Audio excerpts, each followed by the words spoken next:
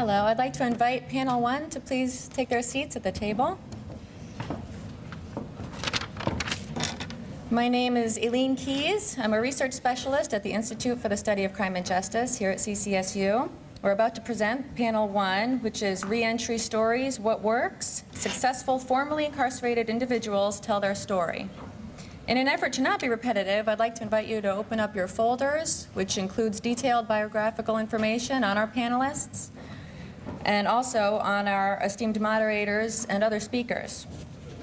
It is now my pleasure to introduce to you the moderator for panel one, Attorney Jerry Smythe. Attorney Smythe has served the state of Connecticut for more than 30 years and recently retired as the Chief Public Defender for the state of Connecticut. Recognizing his dedication to serving the public and promoting best practices in our criminal justice system, Central Connecticut State University has invited Attorney Smythe to come to the university as adjunct professor with the Department of Criminology and Criminal Justice, as well as a staff member of the Governor William A. O'Neill Endowed Chair in Public Policy and Practical Politics. Jerry Smythe's duties at CCSU include teaching classes on wrongful conviction of the innocent and linking students to the outreach activities of the ISCJ and the Governor O'Neill Chair. Please welcome Gerard Smythe, excuse me. Thank you, Eileen, and good morning to everyone. It's a real privilege for me to be here in my new capacity here at CCSU, and also a pleasure to see so many of my friends and colleagues here participating once again in the Building Bridges conference. It's inspiring to me to see that all of you are still out there every day working hard, trying to improve prisoner reentry, and you continue to have my utmost admiration. This panel is a good follow-up to the last question and the comments by the gentleman and by Dennis about the need to hear from the people who use the system, from the end users. And we have a very distinguished panel here of people who have been through the system and who have re-entered and reintegrated into the community and who have been highly successful. The best evidence of the need for sound reentry policies and practices, as well as supportive community-based programs, are the stories of individuals like these who have been through that process and successfully reintegrated into the community. Our panel includes 6 such individuals who were formerly incarcerated and who have gone on not only to become respected, law-abiding citizens individually, but they have also established or worked in organizations and programs that assist other individuals in a variety of different ways after incarceration. I will not take the time to introduce the entire group at the outset, but I will introduce each of them as their turn comes to speak. The schedule allows for each of them to speak for approximately 10 minutes, and then we will leave time for questions and answers at the end. And if the question and answer period follows over into the lunch hour, that's not a problem. We can continue while people have their lunch. But these individuals will share with you their personal stories of success, including the challenges they faced following their release back into the community, the support that they received and how it impacted them, as well as any lack of support and additional needs that weren't met that we can learn from. And they will give you their own insights as to why they succeeded and what the system needs to do to assist others to successfully re-enter society following incarceration. So I would like to begin with Kenny Jackson, if we could. Kenny spent 14 years in prison in Connecticut and Michigan for drug offenses, and during that time he made a promise to God, himself, and his family that when he got out he would work with kids at risk and formerly incarcerated individuals. His previous position was the Violence Prevention Outreach Specialist at the Ralphola Taylor Community Center, YMCA. And currently he has his own mentoring program that he operates at the Innovation Center on Connecticut Avenue in Bridgeport. In 2001, he started a nonprofit organization, KRGA Mentoring Services, Inc., and is currently working at Harding High School with at-risk students utilizing a peer mediation approach. The pilot program was launched in 2004, and Kenneth hopes to expand the program to all the Bridgeport high schools. He has recently merged with Family Reentry, a very successful nonprofit that has been making a positive difference in the lives of families, men, women, youth, and children for many, many years. He is the director of the Beacon Beam of Hope mentoring program for ex-offenders and youth. So I'd like to welcome Kenny Jackson.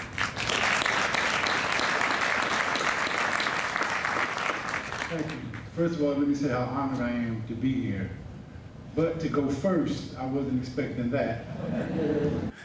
And I'm just gonna read, what I wrote and just bounce around from there.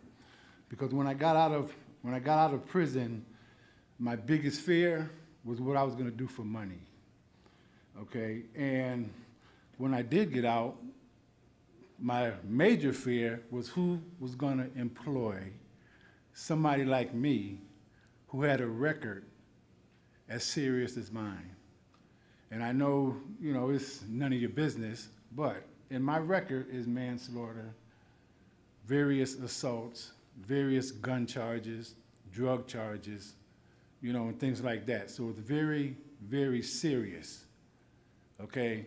But I put God first, and the spirituality piece, like the brother was saying, it keeps you grounded, it keeps you focused, but most of all, it makes you humble and patient.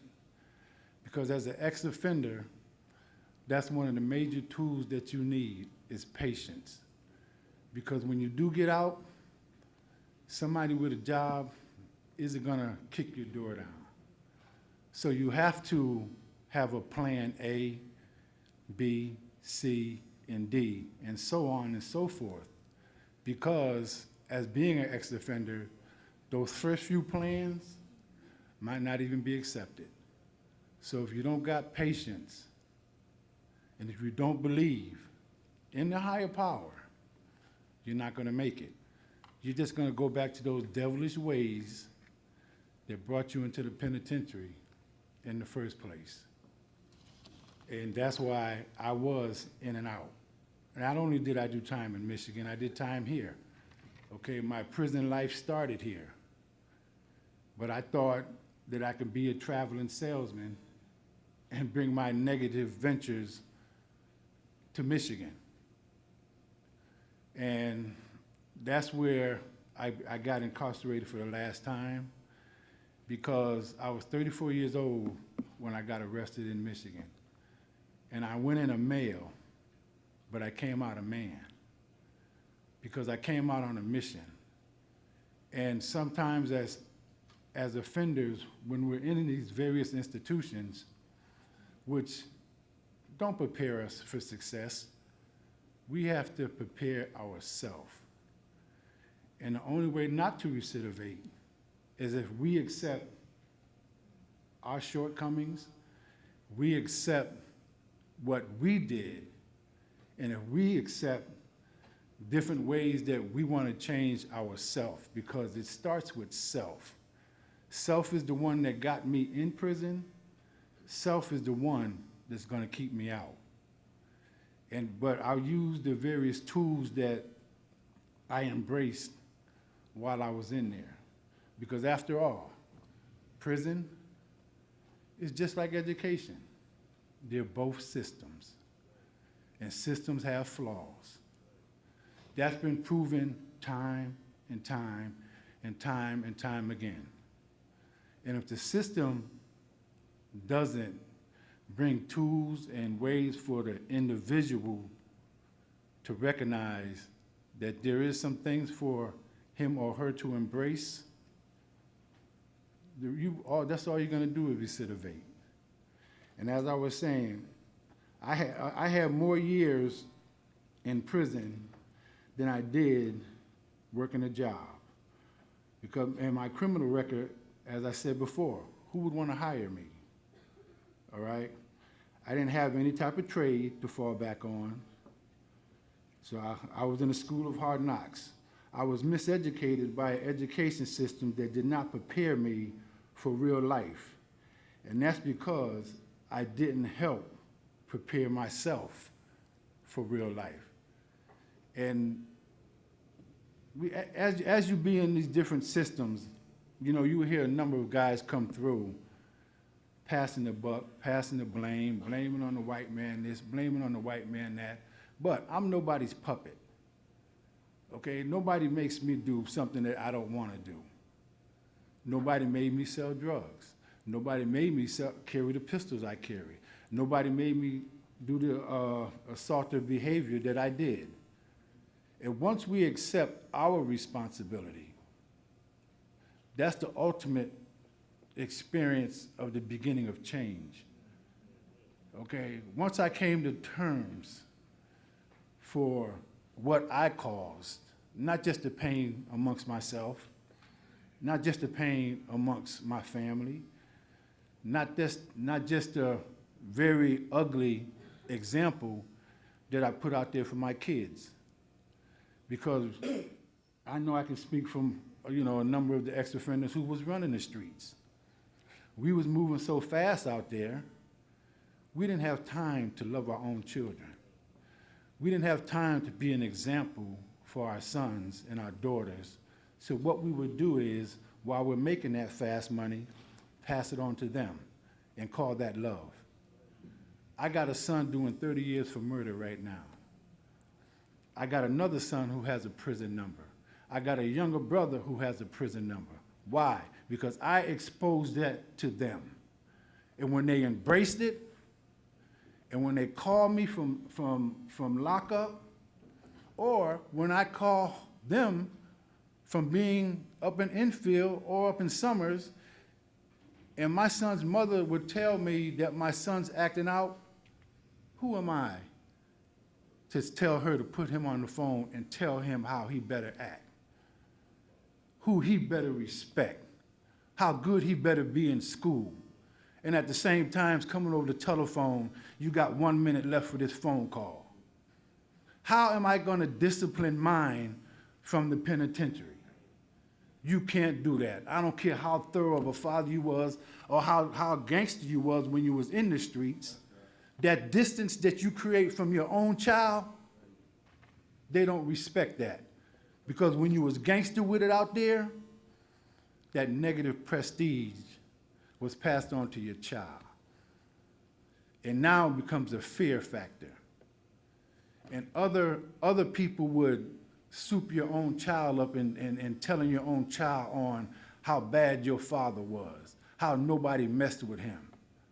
Didn't tell him how smart he was, what college he went to, what valedictorian he was, how he was an honor student. No, they uplifted me on my gangsterism from the streets. So guess what he embraced? He embraced that same tool where he didn't want to magnify going to the library and carrying no books. He wanted to magnify what his father put in him, carrying a pistol on his side. And that's the reality, okay, that I was faced with when I went to Michigan. Because my son that I have that's doing the time for murder right now, it wasn't even the son that I took to Michigan with me when I got arrested in a hotel in Kalamazoo, Michigan, and my own son, seeing the officers and the narcs in Michigan, made me get on the ground in the snow in front of him, and he was 14 years old, and they rode us both to the police station. When we got to a certain floor in the police station, he went to the right, I went to the left. And that was in '89, and I didn't see him no more until almost '95. Kenny, could you just comment on your own programs and how you think programs like yours are helping individuals in the community to avoid some of the problems that you're commenting on? Well, they have a saying, you know, it's not the message, it's the messenger. Okay, I know for a fact that I'm an ex-offender, and these other brothers and sisters here who are ex-offenders, we have an alumni association amongst ourselves, but we haven't formed it yet. I started forming mine, you know, bringing some alumnus together, ex-offender alumnus. And I am part of family reentry. And one of my vows that I made was the only way I would go into prison, it was if I come out the same day, I do that now. Because through family reentry and their Fresh Start initiative, I go into Webster Prison and we identify men in the prison pre-release for our Fresh Start program, and we create a relationship with them before they get out. And me as being an ex-offender, some of these guys, they might not know me personally, but they heard of me. And some of them do know me. And a few of the other staff from Fresh Start go up there as well. And so I open up a dialogue and a support group with them. And, you know, talk about family issues, talk about their children, you know, because we can relate. And, but before I started doing that, I was going after employment myself, because like I said, I'm an ex-offender with an extensive record. Okay, so one of my contracts was with the Bridgeport Board of Ed. And they wouldn't hire, you know they're not gonna hire an ex-offender. So I had to take it to another level. Okay, don't hire me. I created my own nonprofit mentoring organization. I'll make you contract me. So that's what they did. I'm an independent contractor, and that's how I got in with the Board of Ed in the school system that I am at. So back with Fresh Start, we opened up the dialogue within the prison and create a comfort zone, a trust factor, because a number of the guys, they go through this program, they go through that program, so their faith in programs is really non-void.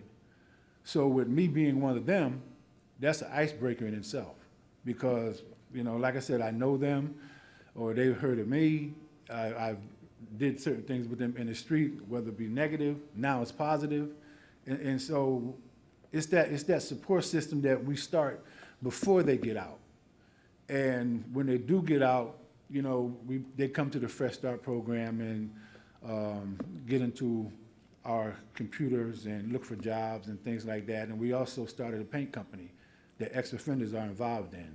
So we're going to teach them entrepreneurship skills, not just how to work, but how to own your own business. Not a negative business, a positive business. And we have, you know, and we have, and it's all about support. Support is so key, because I've been out since November of '94, and that's all I've had since I've gotten out is support. And we let these guys know, look, I don't care how big you are, how bad you think you was, the only way that you're not gonna recidivate is embrace the support that's put in front of you. And by being an ex-offender, I already have a game plan. I already know the struggles that these guys are going through, because I done already mastered those struggles. And so by mastering those struggles, I can tell these guys before they get out in our pre-release program that this is what you're gonna face. That's right. Okay, these are the obstacles that you're gonna face. But guess what? Those obstacles can be mastered if you follow our lead. But we don't just go towards the recidivate, we go towards this breaking the cycle as well. Because at Family Reentry, we have a Champions Mentoring Program. And through the Champions Mentoring Program, we mentor at least the kids that has at least one incarcerated parent. So by that, when the man comes to our program, he can come downstairs to Fresh Start, and his son or daughter can walk upstairs to Champions. The same address. It's not about just dealing with the man, it's also about dealing with the child. Because it's been said, they are building prison cells based on 3rd and 4th grade reading levels. So if they're doing that, that means there has to be mechanisms in place that deals with the child. And that's what we're doing at Family Reentry. Thank you, Kenny.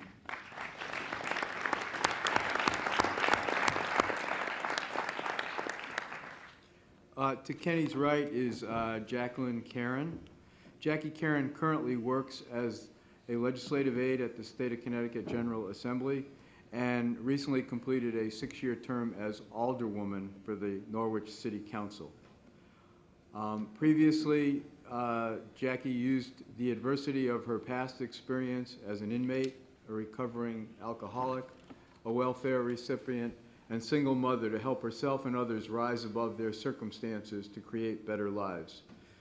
Since 2004, Jackie Karen has conducted a series of statewide informational forums to build community awareness of Connecticut's pardons process. In 2006, due to the continued need and interest, Jackie and her husband Richard formed the Connecticut Pardon Team, Inc., and provide further assistance currently to pardons applicants. Her personal journey to recovery and self-advocacy began while she was receiving services at Madonna's Place. In 2002, she was recognized as the Norwich Business and Professional Women's Organization's Woman of the Year, and in 2006 as the African American Affairs Commission Woman of the Year for her work through her agency, the Connecticut Pardon Team. Jackie? However, it led to me doing some time in jail. The frustration came after I was released. I came out of jail and there were really no services that could deal with me and my multi-issues. And before I went into jail, I had to tie up some loose ends as someone who was on social services. I had 2 children at the time, so I had to find placement for my children. I had to make sure that I didn't lose my Section 8. I had to make sure that I would be able to pay the rent that was still due, even though my kids had went to my parents. My rent still had to be paid, and Department of Social Services, of course, had cut off my finances. The stigma of me being a substance abuser and alcoholic went through the local social service agencies where I lived, so when I was ready to give it all up and get myself together, and I went to them for help, my stigma stopped them from giving me services. If I can remember, the quote was, "We're not going to help you because you're not going to do nothing but drink it up, so therefore, we're not going to help you." It wasn't why, it wasn't, what you were doing. So in that instance, I really had to, I got mad because I had I was looking at losing the little bit I had, to the point to where I started looking up what I could do as a consumer, which most people in my position really wouldn't look at that, but the little bit I had meant a lot to me. And I knew if I wanted to get my children back, I had to really get on the straight and narrow. But I wanted to be able to come out and have something when I came out of jail. So in my time going in there, the system told me that I might not have my Section 8, but I can go into a halfway house after I came out of jail. And the thing is that a halfway house wouldn't do me any good, because if I didn't have Section 8, I wouldn't be able to afford the rent. If I didn't have a place to live, they would not give me my children back. So, coming out really was very frustrating. I've had social workers that really didn't know the services that was in the community that I lived, so therefore I was dealing with different people who really could not direct me anywhere. Then when I did go and get a job, it was my record that stopped me. At that time, the welfare system had moved from Jobs Come First to another program where you had to either work or you were penalized. Luckily, it was Job Connection went to Job Come First. At that time, after doing my stint, I got out and I just started utilizing some of the services that they had. And lucky, I was grandfathered into the program, so I didn't get penalized for being for going to school, because a lot of my peers got penalized for going to college and had to stop in midstream and go back to work at McDonald's. So those services that I did utilize, I ended up telling the people who were supposed to help me how to help me, because they had no idea how to help me on multi-level. At that time, I decided to go back to college.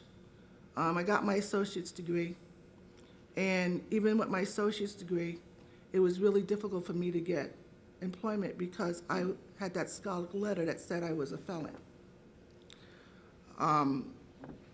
Went to an agency, told the truth about my background. I think because they wanted my personal experience as an ex-convict and somebody who had substance abuse personal experience, they hired me. Went for that for a couple of years. My life had gotten better.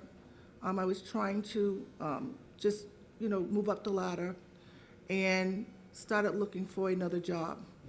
I got hired by the judicial system, and then I received a call from a legislator who wanted to hire me. And I was really taken back because that was an opportunity that I thought I never would get, because if you're a felon, you don't get hired. You can't get a state position. And I've been with the state for the last 8 years. But in that process, I had a public defender who saw me after many years and told me about the pardon process. She really didn't know much about it and just told me that because she had watched me through the years, that is something that I should investigate and look into, which I did. That was in 2000. And I got to tell you, when I looked into the process, it was not user-friendly. I called several times asking for an application. I got it. It was about a 15-page document that had instructions that I had to read several times. There were many nights that I cried, and I had nobody to ask because nobody knew how to do it. By the grace of God, I got through it, and I sent it in. I got my pardon the first time around.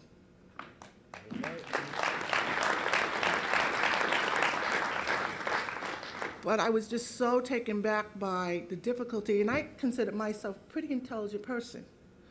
But I was just taken back by the difficulty of it, that I wondered how many other people were like me who were ex-offenders. And I started doing informationals around the city of Norwich, and I found there were a lot of people out there who had made mistakes when they were younger. During that time, 2004 had came, and Representative Dyson and other legislators had a roundtable about how they could bring legislation in to address prisons overcrowding. Through that legislation, a lot of stuff changed, particularly the how one can get some information on how to apply for a pardon. At the time that I did it, it was twice a year, and it would only happen in Hartford. With the new legislation, Representative Dyson and other legislators expanded that to 4 times a year throughout the state of Connecticut, which made it easier for individuals to be able to get to the place they need to go if they got called for a hearing. And later on, my husband and I and other people decided that we could no longer do this the way we were doing it. We had to apply and become a nonprofit. We did, and we became a nonprofit in 2006. And our program is called the Connecticut Pardon Team, a nonprofit organization, which really is the tech support to help those, and we don't call them clients, we call them participants, because they participate in their own case of a lot of record retrieval, getting the documents that they need. Through this process, in the early stages, which we still are, the Board of Pardons and Parole, the state agency, was very helpful. They had come out to a couple of our informationals and explained the process. And as more people learned about it, our phones rung off the hook. We have a website. Our website has been since February of 2006, and about 10,000 people have visited our website. We get calls not just from Connecticut, we get calls from people outside of Connecticut who have left Connecticut because they can't get a job.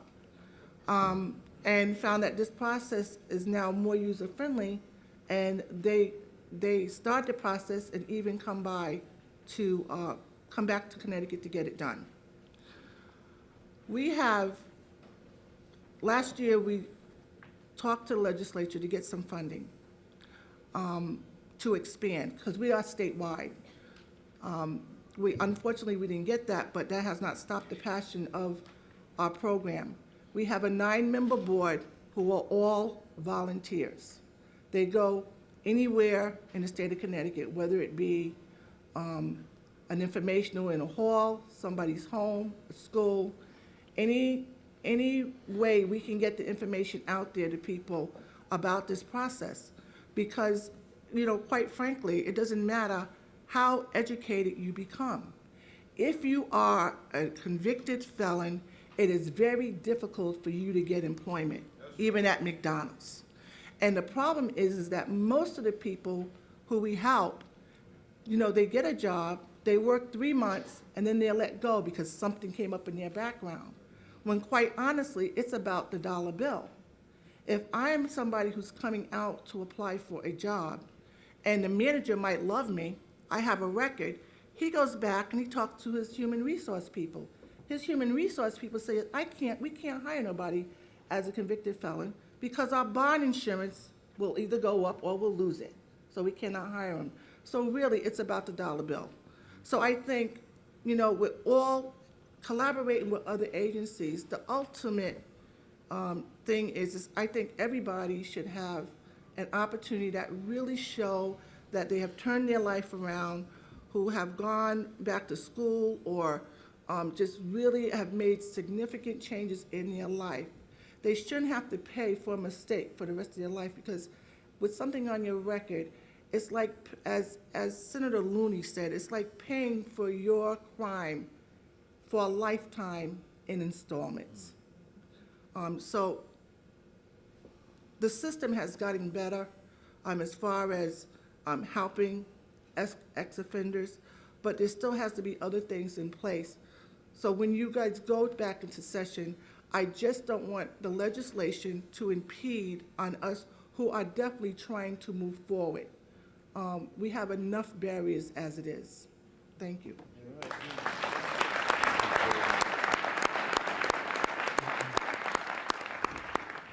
Thank you. To my immediate left is Robin Cullen.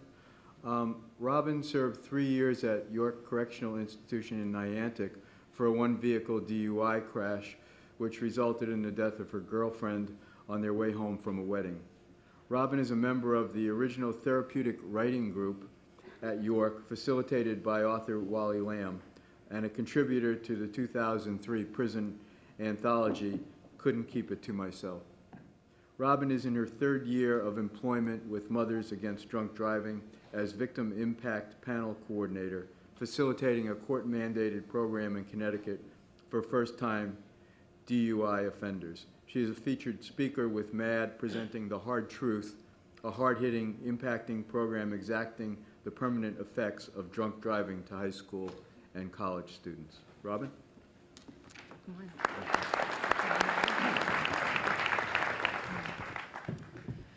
Good morning, and thank you for being here today. It's good, it feels good to be listened to. I don't know if we'll be heard, but it feels good just to be listened to. Because for a long time, I felt silenced. I felt like my voice didn't matter.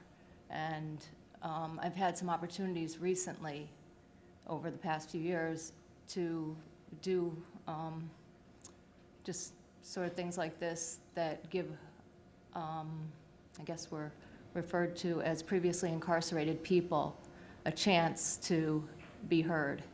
And that in itself is huge. That's huge, because for the time that, or when I became 258-500, I all of a sudden lost my identity as a citizen, as an individual, and I became a number. And for that period of time and since, I've struggled with the idea of, just with being someone who matters, being someone that can actually be respected as a citizen. And back when, when the day came that I became a convicted felon, when the day before I was actually a tax-paying citizen, and a bad choice that I made created that created that space for me. And all of a sudden, I was facing being incarcerated. And I had no idea what that was going to be like. And the way it came for me is probably very different than it comes for a lot of other people, because after what I've learned. And I certainly researched before I went to Niantic what that was going to be like for me. And I don't imagine that many people that end up in the system research what it might be like before they get there. At that time in my life, I was 34 years old. It seems to be the magic number up here today. 34 years old, and I knew, I was very, very well aware that my life wasn't going the way that I wanted it to. And I had, over a period of time, picked up a bunch of those self-help books, started reading them, and was looking for a better way, but hadn't actually come upon that yet. And then through the course of life, made an awful decision to put the keys in the ignition after drinking and end up changing my life and devastating others to a degree that I can't even fathom yet, realize today, and became the incarcerated individual. And just part of my problem today is that I was told I have 10 minutes to speak.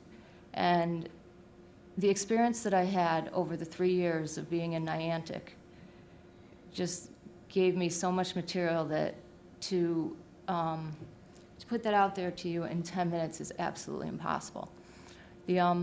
What it ended up being for me is an experience that I could have never imagined, an education I could have never gotten anywhere, and one I can't possibly just put out there to you in this small amount of time.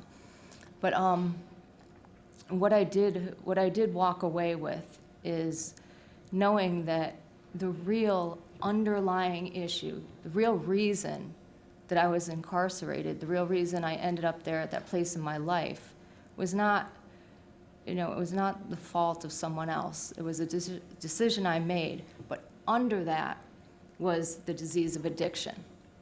And it took some time for me to get that. It took some time for me to figure it out, to become, to become responsible, be accountable. Part of it I got very early on. I knew that if I hadn't been drinking, that crash wouldn't have happened. I got that piece. But I didn't quite get the whole big picture until I had the experience. And when I got to Niantic, I got the fact that I knew that I made a decision that that there was a consequence for. And what I started to do was to observe what was going on around me, to listen to some of the other women. And it struck me, it just struck me so funny that I would see somebody that I knew didn't want to be incarcerated, didn't, like what we were living with, the conditions or whatever, and they would go home on Friday, and by Tuesday be back. And I would think, God, what is wrong with these women? Why would they ever want to come back here? And so I started to pay attention, and I would watch and observe what was going on and listen to what they were talking about.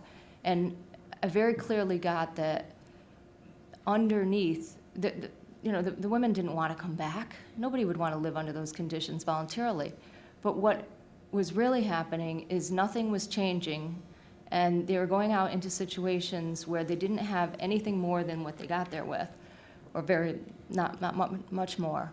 And they would make decisions and end up doing what they used to do because there wasn't something in place for them to do something different, and they hadn't yet learned enough to make those changes or to become the person they really wanted to be. Because nobody ever said when they were leaving, I can't wait to come back. They would all have the idea, I'm never coming back to this place, I'm going to do whatever I have to do not to come back here. But yet stepping out into that big black hole would be no opportunity, no support, no this, no that. Even though that stuff is available, and we would get these papers that would say, here's what to do. The idea of actually following through and doing that for some women was not a possibility, because one of the things that I would notice is people just didn't know how to ask for help, didn't think they deserved the help, weren't in a place where they could actually move on to, to get connected, because they hadn't dealt with the immediate underlying stuff. And a lot of that was addiction and mental health issues. And once they stepped out into, beyond the wall, those things were so overwhelming that they couldn't get to the next thing, as far as finding a place to live, getting a job, all those things. That stuff didn't even, it wasn't even on the plate yet, because the other stuff hadn't been dealt with or hadn't been realized. And so what I did walk away with is realizing that the first thing that has to happen is the self-reflection. That there have to be opportunities for folks to actually look at, the stuff that gets us there. And I did have the opportunity to be part of the Wally Lamb writing group. It was called the first session was going to be a therapeutic writing workshop, and Wally was kind enough to come in, and he was going to do one session with women, because there had been several suicides and other kind of things that had happened. So Wally was going to come in as a favor to a childhood friend of his, the librarian, and do this workshop. And it ended up that obviously he's still hanging around there, because it just, I guess, was where he's meant to be. And what I saw happen, especially in the very first workshops, is I saw women who started to tell the real story of their childhood and who they, what had happened through their lives. And they would, in that safe environment that was created in this workshop, sharing their real stories gave other women permission to do the same thing. Because, of course, the environment of the prison is not, so safe and secure for the inmates. But in this small group that we had created a safe environment. Women started to share their stories, made it feel safe for other women to do the same. And through the process of self-reflection, were able to figure out things about themselves that they had no idea existed, had never taken a look at, and were now ready to face head-on and deal with, and then move forward through to find out what comes next. How do I not do or be or repeat what has happened before? And in that case, it was a volunteer that brought that into the women and brought us that opportunity. But having I had that really positive experience, but yet knew once I was released that it was up to me to do the work, to keep myself on the up and up and take care of myself, because I had learned that through some other programs that I had been part of. I don't think that there's enough emphasis put on the disease of addiction, and I think that it's not just once people get in trouble or get caught up in the system or whatever, that one of the observations I made is that many of the women that I was incarcerated with, I think when I got there, the average level of education was about 4th grade. So I started to process that a little bit, and I said, hey, this seems like the receptacle for those people that fall through the cracks. Where else are they going to end up? Because some of these folks couldn't balance a checkbook, they couldn't read storybooks to their children, makes them unemployable. So there they go down in that black hole when they get out. And I just started to look at some of those things, and it made sense to me when I would talk to somebody who just came back, and they would say, I'd say, hey, how'd you get back here? What happened? I said, well, I was just gonna sell some drugs for a little while till I could get back on my feet while I'm looking for a job. And, then I was gonna go to school and do all this stuff that they said was possible, that I'm able to do, that I have the ability for.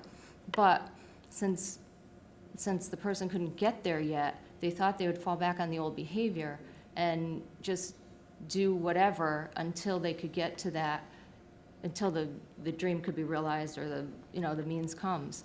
And what I realized for me is that I had skills. I had had my own business before I got to Niantic, and when I came out, I was able to fall back on the skills that I had because I certainly tried to get a job and couldn't become employed as a convicted felon because you have to check that box. So I was able to fall back on skills I had. I went back to a life I had before. I hadn't lost everything.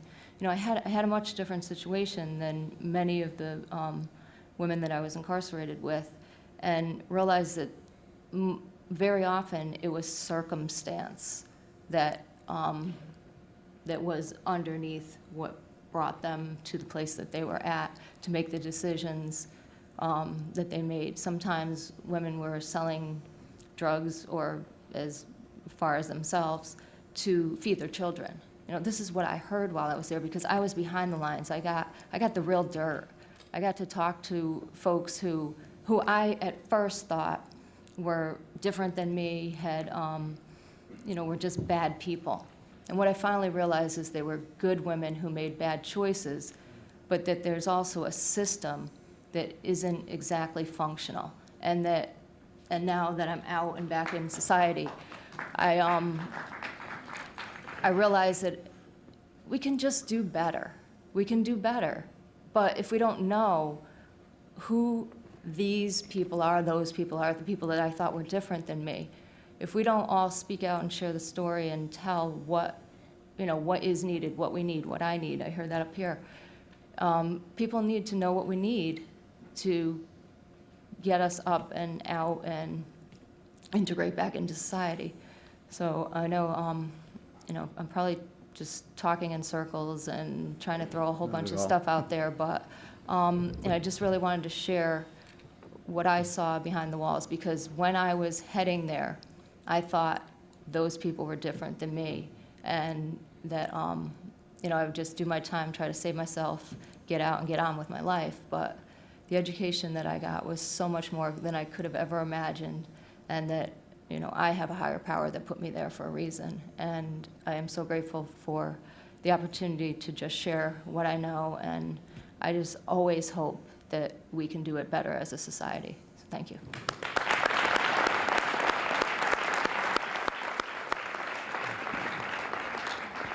Thank you, Jackie, for sharing such personal thoughts with us. I'd now like to call upon Edward Dingle. Edward Dingle was incarcerated for 8 years, and while incarcerated, Edward received his GED, facilitated alternative to violence programs, completed and taught life skills and reentry programs, received OSHA certification in welding, and took classes at Nuntuk Community College. He continued to overcome his hardships when he was released by becoming involved in the Building Bridges reentry program in New Haven, and is now an employee of the Columbus House. Today he also owns his own business, Heavenly Moments Baskets and Gifts. He has overcome many trials and tribulations during his reentry process and is grateful for the programs that have helped him successfully reenter society. Edward?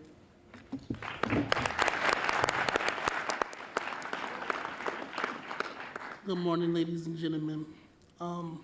At this time, I ask you to bear with me. I just recently got out the hospital, so my voice is a little, I have a tender tonsillitis, so I ask that you please bear with me. And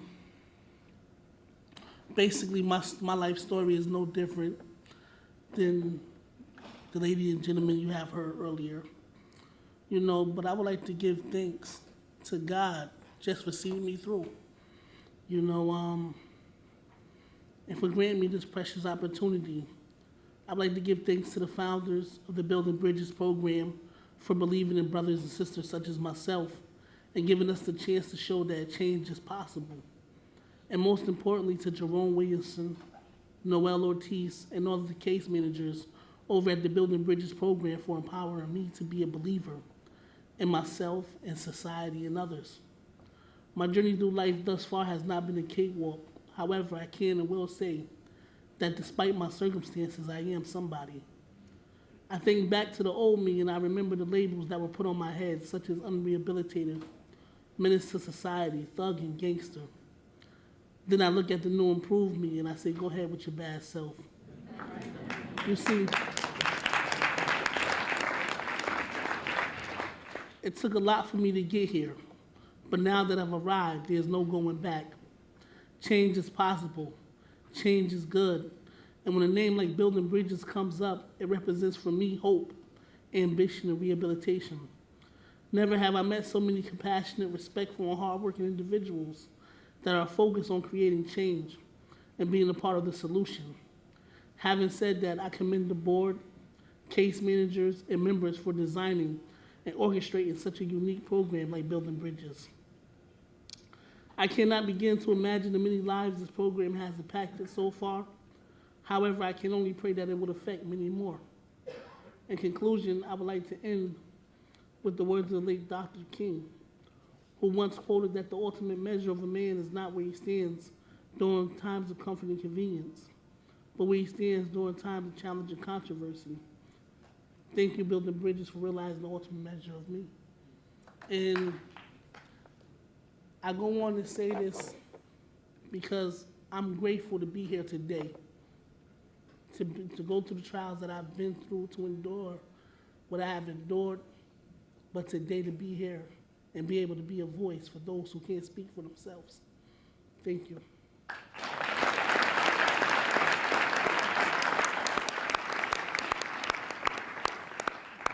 Thank you, Edward. We're certainly glad to have you with us also.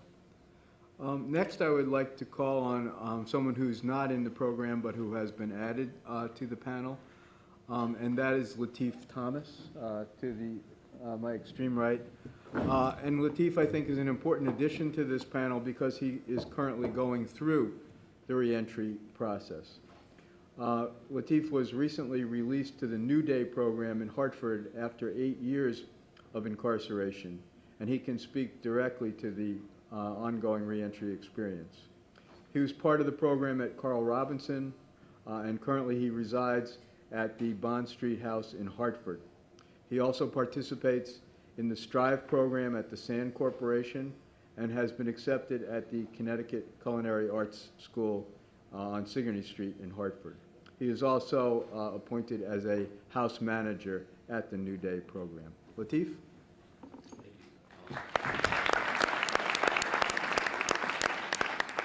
Good morning. I really don't know. I know it's the God of my understanding that got me sitting up here with such distinguished ex-convicts, and I do mean extinguished. On August 23rd, 1999, I was arrested, and I was 38 years old, and I had a life before my incarceration, you know. And I battled with drugs, but I was a father, martial arts instructor. I worked, and I was a Muslim, but I wasn't practicing my religion. And I found myself sitting behind bars. Never had been convicted. Served any time in prison. And I had sold drugs and did this and that, you know. But I had two lives, in other words. And to find myself sitting in Whaley Avenue at 38 years old, I knew something was wrong and I had to change it. You know, and in May of 2000, I was convicted of burglary in the first degree, assault in the third, and was sentenced to 10 suspended after 8, 5 years probation. The day I walked into prison and I decided committed to change, I stood on my religion and I committed to addiction services because I knew the change was inside from what little bit about Narcotics Anonymous I had learned from before I went to prison. And I committed to everything, every prison I was in. I was in 13 institutions in that 8 years, 4.5 months I spent in prison. And it wasn't easy. Like everybody said, I got a big education. That was my college education. I was never a dummy. I was always intelligent somewhat, but I never applied myself to anything. And when I got into prison, my whole thing was changed. I didn't want to come back. And nobody in prison made anything easy for me. The DOC made me work for everything I got. everything. When it was close to my release, I had made parole and I had nowhere to go, nowhere. Literally, I wasn't going back into the fire, and I was standing on this change.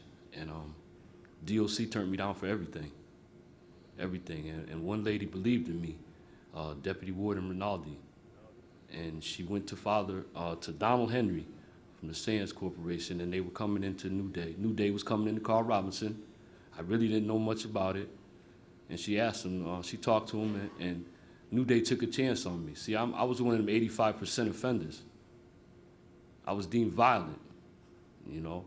Even though I had accumulated 12 self-help certificates, I went to tier 1, 2, and 3, plus the time program, alternative to violence, beginning and advanced, beyond fear, and the culinary arts program where I received 18 certificates and passed the course with a 92 GPA.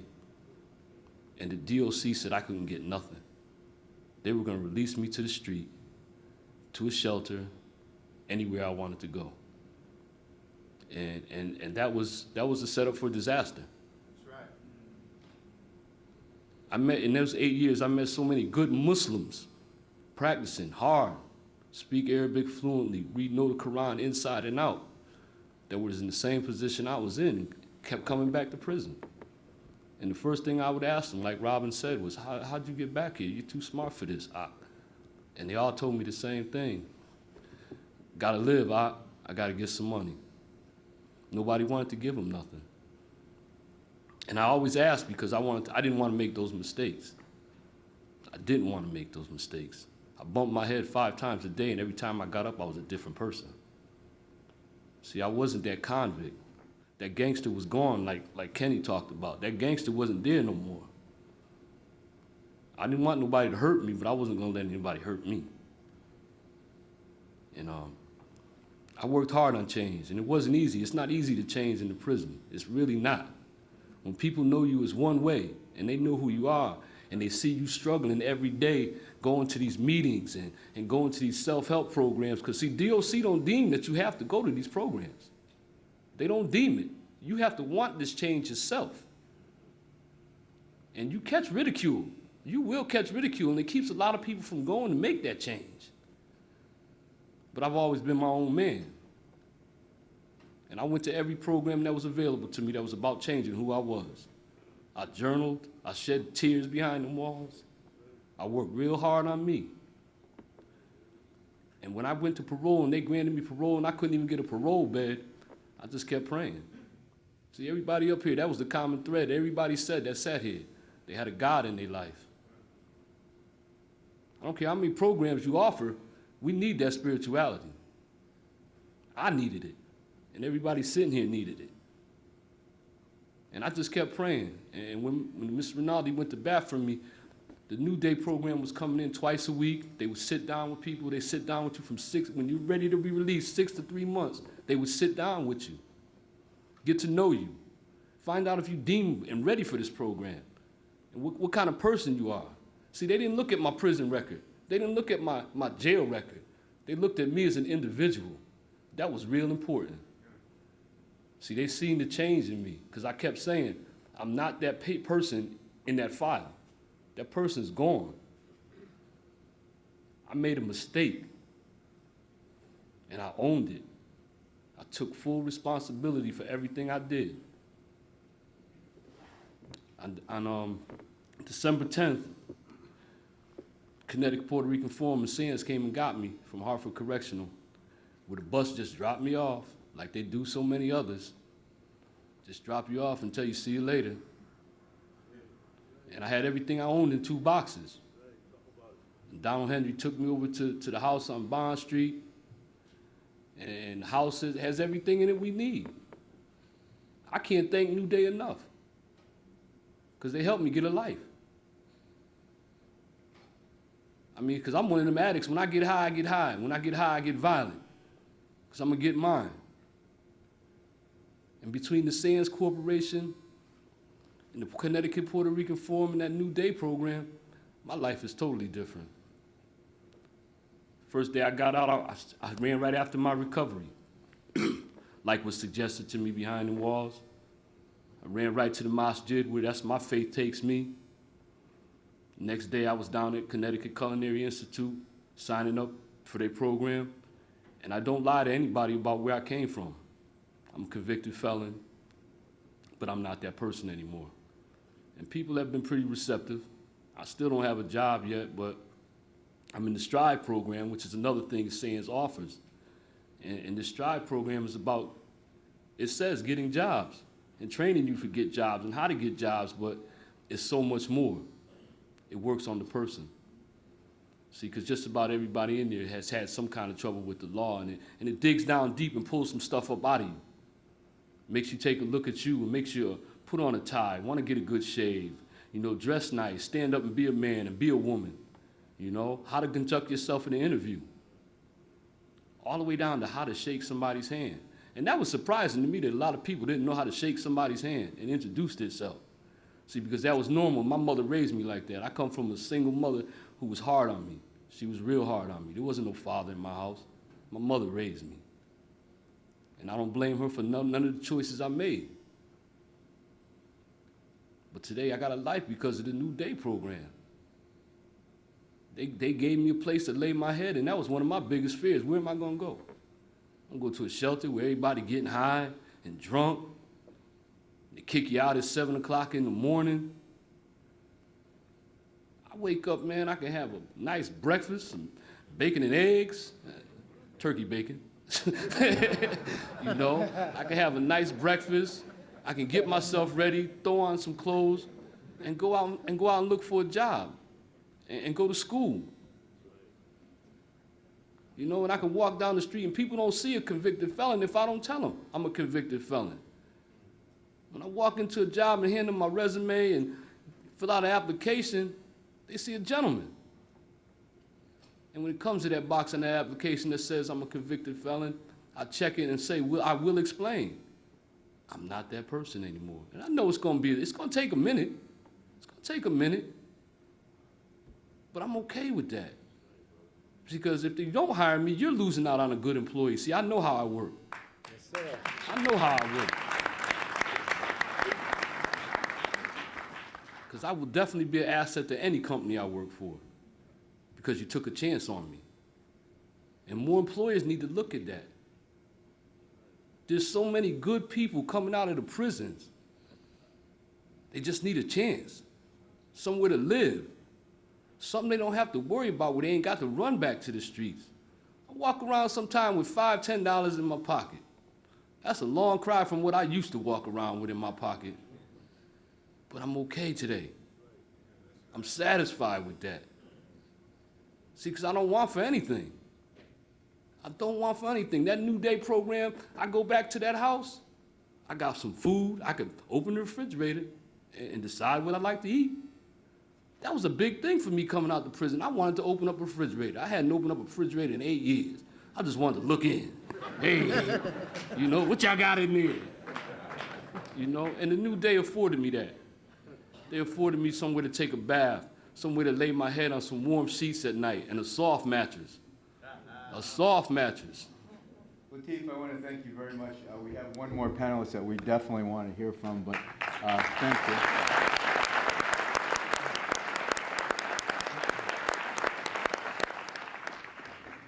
Our last presenter is someone who's a very close personal friend of mine. He's seated to my immediate right, and this is James Calvin Tillman. Many of you, I think, know James from having read about him in the papers. James's situation is a little bit different from others up here, but in many respects is very much the same. In 1989, James was convicted of a sexual assault that he did not commit and sentenced to 45 years in prison. I'm not sure I'd applaud his being sentenced to 45 years in prison, but I'm just teasing. I understand. James served 18 of those years until in 2006, at the request of the Connecticut Innocence Project, DNA testing was done, and it was determined that he was not the perpetrator of the crime for which he had been committed. And with convicted, I'm sorry. And with very little preparation for re-entry into the community, overnight, James was released and sent home. A year later, the General Assembly, with the support of the governor, passed a special act awarding James $5 million in compensation.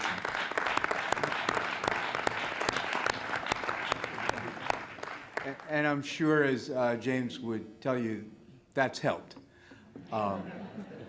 But for that year before that, James had to make it on his own and with support from friends and organizations. And notwithstanding his current financial situation, he continues to work at CREC, Capital Region Education Council, which has been a very supportive environment for him. So it's my pleasure to introduce James Tillman.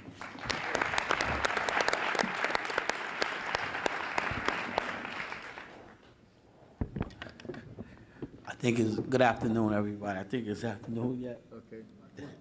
Not quite. Well, good morning, everyone. Good morning, sir. How you doing? I know why me and you ain't never fight, because I didn't know you was a martial arts expert. You would have kicked my butt at McDougal. But I would give glory to God, and that's my foundation is Christ Jesus. I'm a member of Hopewell Baptist Church, and my pastor is David L. Massey, and I'm still in the church. I'm still serving my Lord. I mean, I'm not perfect, but I'm striving to be, and I'm just thankful to be here.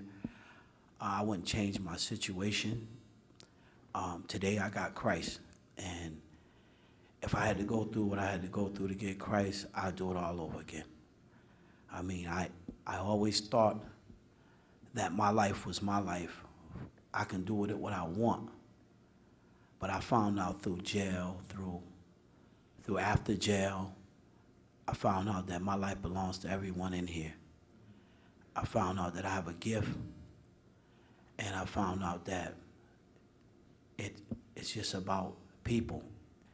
And I heard someone say about church and state. I mean, if your foundation stands for loving your neighbor as yourself, then it's a good foundation. If it stands for just being a good person and helping kids and just being forgiving for those that may do wrong, because we all done wrong. I mean, I do wrong, everyone does wrong, but do they get another chance? Do they get another chance to re-enter society, to be someone, and to show their gifts, that their gift may help your children or help you?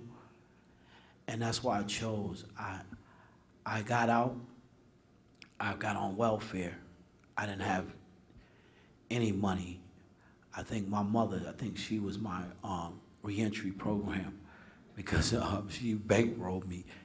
I mean, she gave me a place to stay, and she put food on the table, and I looked down at the shelter, and I was like, if she wasn't here, I'd be down at the shelter, because I didn't have anything.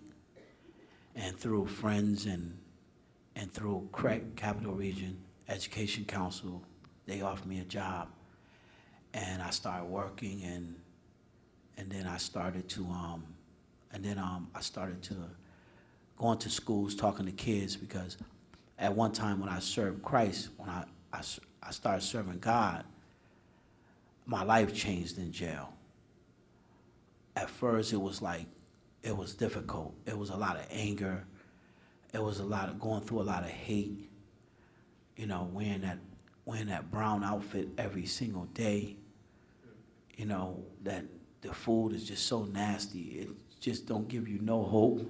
And I feel the brother when he said about the refrigerator, because McDonald's was okay with me. I love it. And it's just so much you go through. And I mean, even it seems like that part is the part that probably need to change also. And I think that when I heard the lady talk about the parole, getting their pardons, you know, maybe that should start in jail. Maybe there should be some programs for guys to work for in jail to have that ready as soon as they get out, and so they don't have to, you know, struggle, and, you know, so they can get another chance in life. You know, I know you're gonna have people that's gonna mess up. You know, you got policemen that mess up. You got judges that mess up. You got some priests that mess up, reverends that mess up. So, I mean, you know you're gonna get some mess ups, but you got a lot of people that's like I'm sitting up here with, that's really, really trying to be a positive, have a positive impact on people's lives, and I know they do, because when I go talk to a school, I can get the letters from the kids, and I know that just my experience may have an impact on them, because some of them, the way they was sitting in the classrooms, some of the guys I used to talk to in prison used to sit in the same classrooms they used to sit in. And I used to talk to them, and guys used to say, James, if I knew jail was like this, I would have never done what I've done. And sometimes you have to let them know ahead of time what it's like, and put programs together like the brother was talking about. He sending kids upstairs, because, and I feel him, because they need to know ahead of time, because like he said, the new jails is for them kids. And, you know, jail is really, really horrible. It's a horrible experience. And then when you get out, there's another horrible experience where you don't have any help. You know, you don't have nothing out there. And I think, you know, just getting out, I went to the welfare. I got a $150 voucher, and I gave that to my mother. I said, hey, you just use this, whatever. And then I started working. They said there was no compensation law for me, so I started working. And, you know, with the job, it gave me a sense of a man. It made me feel like a man, made me feel like I could stand on my own 2 feet. And I think that's what a lot of people really want. They just want a good job, you know, and, you know, with good pay, you know, not nothing extravagant, but just something just so they can hold their kids down, and they can walk around their kids and say, look, I'm your dad. I can buy you. I can't get you the Jordans, but I can get you, you know, the Pumas, you know? But when you don't have that, you know, sometimes men be like, you know, kind of scared to go around their kids, because they be like, I can't give them anything, or, you know, and I know the women, they need to be provided for too. I mean, they make their own money, but they still want a man to take them to dinner and do these things. And, you know, when you don't have a job, you don't have that, you know, and maybe you may have a record, and you may done did your time. So what do you do when you get out? What do you do? Who do you go to? I mean, you know, me, I was blessed, you know, the NAACP, you know, legislators, and, you know, the state, Governor Rell, everyone stepped up, and I love them for that. But how about those that, you know, that really want to change their life and really want to be something in life? What do we do for them? You know, how do we just make life, give them the opportunity they may not have when they was young? You never know what type of lifestyle they grew up in, or whether their mother was on crack, or whether their father was in jail, and the chances for them was slim to none from the start. So what do you do to try to help them to elevate and to break that cycle like the brother was talking about? You know, I'm just here to tell you that, you know, I love everyone, and, you know, it's not about, you know, what I went through. It's about forgiveness, and sometimes we have to offer forgiveness to those too, and let them know that, you know, yeah, you may did something wrong, but we forgive you, and we love you, and we want you to be the best person you can be, because that's what we stand for. We stand for elevating people. That's what my religion stands for. It stands for elevating. I like being a motivational speaker, because it motivates people, because it motivates myself. And, you know, I just like to thank you all for having me here, and I like to thank Jerry. That's my brother. That's my brother. And I like to thank Central, and I like to thank the caucus, the Black Caucus, and all the people that just been there for me. I'm just trying to just be a good person in life. We all make mistakes in life. I done made mistakes, things that I done that I'm not proud of, and I know some of you out here done did the same thing. So, and we just have to move on. We have to just move on in a positive way, and just find the solutions. I mean, it's a lot of brains out here. I done ran across some smart people. But I like to thank y'all, and I like to give glory to God, and y'all can visit me at Hopewell Baptist Church. God bless y'all.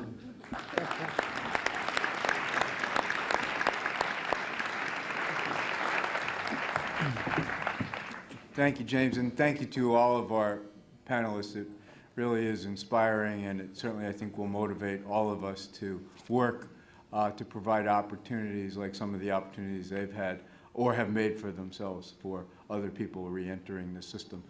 Do we have time for questions? Okay, if there are questions, if you would just step to the microphone in the center of the room and we'll hear from you.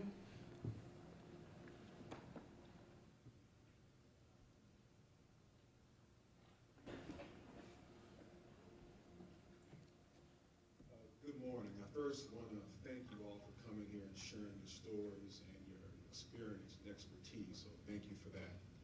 My name is Reginald Simmons, and I'm a professor here in the Criminology Department at Central. And I'm working with the Institute for the Study of Crime and Justice on supporting providers to provide services for children of incarcerated parents. And I was wondering if you all could let me know, or let those of us who are working on this know, what you think should be key elements of programs that are supporting children of incarcerated parents. Somebody want to respond? Kenny? As I was saying before, it's a booming business out there as far as mentoring goes. And we feel at Family Reentry that not only do the youth need to be mentored, so do the incarcerated parent. And that's why we mentor them as well. But it's a vicious cycle when the child goes into a school and the expectations and the standards for that child are lowered because of socialness, because of a geographical area that the child stays in. The high expectations aren't elevated no more. So mentoring is a key component, and by you being a college official, so many of the students can do internships with these daughters, with these sons, because anytime I do a workshop, and I'm quite sure you can echo this, when we ask a classroom who wants to go to college, all the hands go up, okay? So if kids are in certain areas, socially, environmentally, psychologically, all they hear is gunshots, all they hear is disrespect, all they hear is swearing, cussing, seeing drugs being sold and disrespect, guess what they're gonna be? That's all they're gonna be. Okay, so get some of your college students to go into the hood. Take some of them kids out, spend some time with them here in the colleges. Expand their horizons. It's a great idea. Thank you.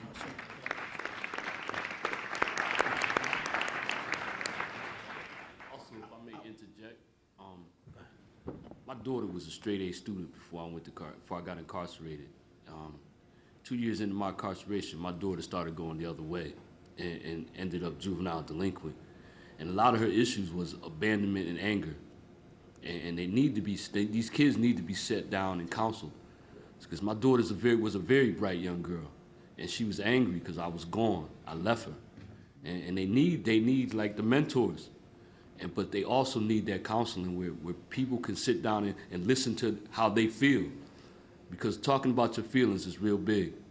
If you don't, we all know what happens. I just want to touch on that. In Norwich, where I'm from, we had discussed and had sessions just to talk to students who have not yet gotten to that place about the law, because if you really look at it, we found that the majority of the students that we spoke to don't really realize the law today. When that student at junior high level go outside and they have an issue with another student and they threaten them, that's breaking the law. They don't realize that. So, I would say that is in reference to their education, that some of the educators have to bring some education about the law to the students so they can think before they act and really make the decisions when they open their mouth. They don't make the mistake that's going to have them end up in a system where they have another learned behavior. Because quite frankly, prison is just another atmosphere, another learned behavior. It's a way of life. So you come from one way of life, you go into prison, learn another way of life, and you have a hard time dealing with it when you come outside. So I think you need to start teaching about the law at that level. Yes, I was, when I think we went to the convention, and we went to a convention up at Harvard, and I walked on the campus, and I just felt something. It just like, I seen the people walking by me, and it was like, wow, and I'm watching young people with just the atmosphere, and just even coming on this campus is like an atmosphere. And I think maybe bring the kids to that atmosphere, kids that all they seen, like he said, was the streets and violence and drugs on every corner. Bring them to the atmosphere of the colleges and just let them look at it, let them see it. It made a difference to me, and I'm 46 years old, so I can imagine what it may do to a kid. And he can see that he can get there. He can see that, this may be somewhere that he want to be, and it's just, I think it would have such an impact on a kid just to start bringing them into the colleges and letting them walk around and let them talk to college students and, of different colors, nationalities, and, they can see themselves. They can see themselves in you, and they need to see that, And with that, I'd like to thank you. That's wonderful. Thank you all very much. Thank you. Mrs. Karen, I have a question because I have also looked at the statute for pardons. You have legislatures here. What would you tell the legislature about getting rid of the 8-year waiting period that a convict has to go through before he can get a pardon? And if you had a plan in place where the reentry individual or the person that has a criminal record can get into Legislation now says that a person who has committed a felony is eligible 5 years from the date of conviction, and a person who commits a misdemeanor is eligible 3 years after the date of conviction in order to be eligible for a pardon. Now, what I say to people who ask me the question, and believe me, I'm no professor, I'm just, learning from my investigation. If somebody, we tell people, first of all, we don't make the decision who gets the pardon or not. Mr. Farr is here. But if somebody comes in and they have a 10-year probation period, and 5 years after their probation, they are eligible for a pardon, we do not tell them not to apply, but we do tell them it's highly unlikely that they will get a pardon because they still have probation to serve. As far as making it easier, quite frankly, I don't think a pardon should be easy to get. I think that society has to look and see what an individual has done to turn themselves around, to make sure that they are an example for others. I think that when the state of Connecticut gives one a pardon, that we as people who live in the state of Connecticut are investing in that person to move forward and become an example. I do think that when they do legislation as reference to 3 strikes you're out, that they need to keep in mind that not all people who come out of prison are bad people. They also need to put in place other vehicles where an individual who does have a record, who might not be eligible for a pardon yet, or who are working on it, can get employment. I, for one, have talked to my municipality about looking at programs that will allow the ex-offender to get a job other than McDonald's, something that they can afford to live on and support their family, because there are people too. There are people who come and see us who have master's degrees and can't get a job even at McDonald's. So I think that we, along with the Board of Partisan Paroles, we as businesses, we as communities need to look at contributing to different avenues. So if one does come out of prison and they do go through programs, that they are allowed to reinstitute in the community where they'll be able to maintain themselves or their families. Mr. Johnson, can you answer the question for me, please? No, Kenny. Okay. I know you changed my name. It's Jackson, bro. Well, I definitely agree with what she says. We don't need to make it easy, okay? Because just like we're here today because the status quo feels that the parole system is too easy. That's why we're here today. But when it comes down to pardons, okay, it's no secret that it's going to affect the majority, and that's the minorities, because the system is bombarded by us and Hispanics, and there's no secret to that. So we don't want to get caught up in looking for ways to think that something is easy. We definitely should make it and hold that as a standard. So with that standard, these guys know that it's not easy to get, but once you do get it, you get it for life. I think, I'm sorry, I don't mean to cut you off, but would you mind speaking to them individually? Because we do have one more person, and we're pretty much out of time. Oh, okay. All right. Thank you. Good afternoon. Thank you for sharing your stories with us. My name is Joyce Betts. I'm from Families in Crisis, probably one of few organizations in the state of Connecticut that provide services to family members who have a loved one incarcerated or going through the criminal justice system. Some of you have alluded to some of the aspects or some of the services, such as Mr. Tillman, how your mom was a reentry program for you. Can some of the others talk a little bit about your families and how they were helpful to your reentry process? Not everybody jump at once. I'll go there. Well,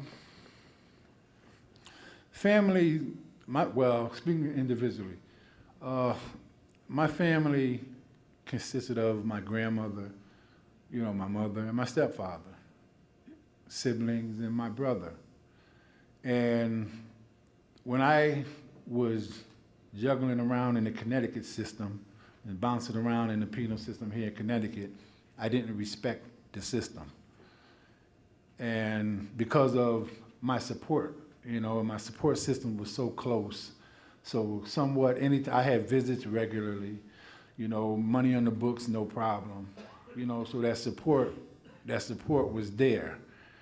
And it wasn't a thing whereas, I was gonna worry even about when I got out, because I was a spoiled brat. And I know my starter's kit back to the reintegration of the streets, would come from my family. But once I went out to Michigan, I was far away from that support system. And then I kind of started respecting it more because I got older, they got older. So based on my crime and not knowing how much time I would get, there wasn't no guarantee that one or two or any of them would be alive by the time I did get out. So with that in mind, the time that I did receive, God was good. Nobody passed while I was in there. And the distance that was created behind me doing time in Michigan is one of the other reasons that I made a vow not only to God, but I made a vow to them. Because all while I was incarcerated, they supported me each time. You know, so I had a major support system in my family. So my reentry obligations was to God and to them. Yeah, I would like to respond. The family support system, I think, is an important piece to look at, and just to question, is the family really support? Because in my situation, when I came out, I had attended enough self-help groups and became part of a 12-step program and got a little educated on the disease of addiction. And what I found myself doing was noticing how, even though my family was there and wanted to help me and support me and all that, that what they were doing wasn't always helpful. And I think educating families, whether, however we do that, the difference between helping and enabling. Because sometimes what appears to be family support might not really be that. It might be enabling. And knowing the difference, I was able to facilitate some of my own recovery, knowing what I had learned and stopping my family from doing certain things or not accepting them to do certain things and have to learn that on my own. I had to argue with my family that with the idea that my crime, they wanted to call it an accident, and I had done enough work to realize that the alcohol was behind it, and that I had to take a good look at the addiction and know that it's not only my problem, but it had been a family problem. I was able to look at my family tree, do these kind of things, stuff they hadn't done or weren't willing to do.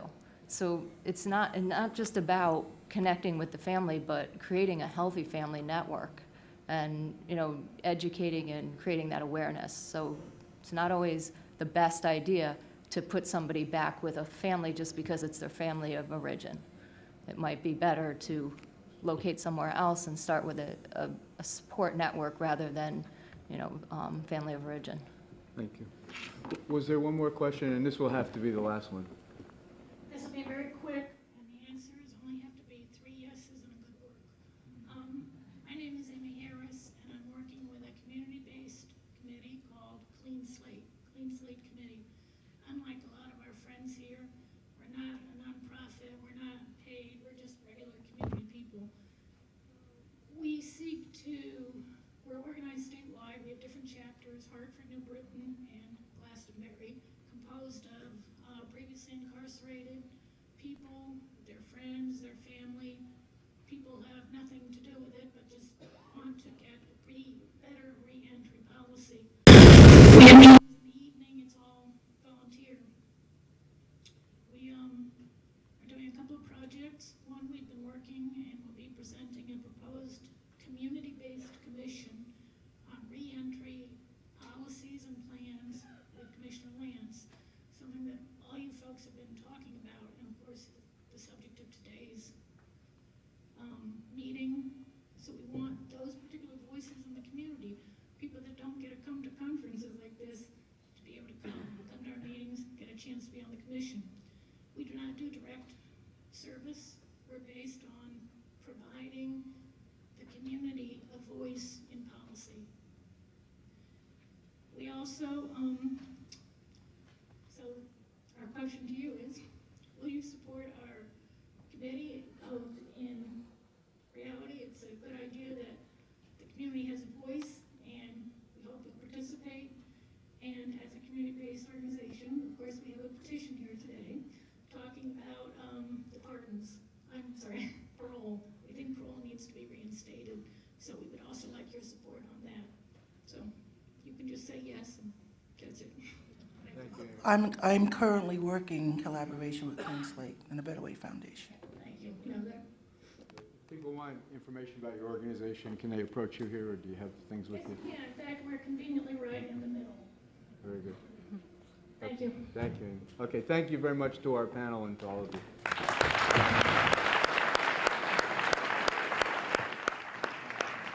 One last thing, I do have some brochures for family reentry and the Champions Mentoring Program, if you want to read while you're going along.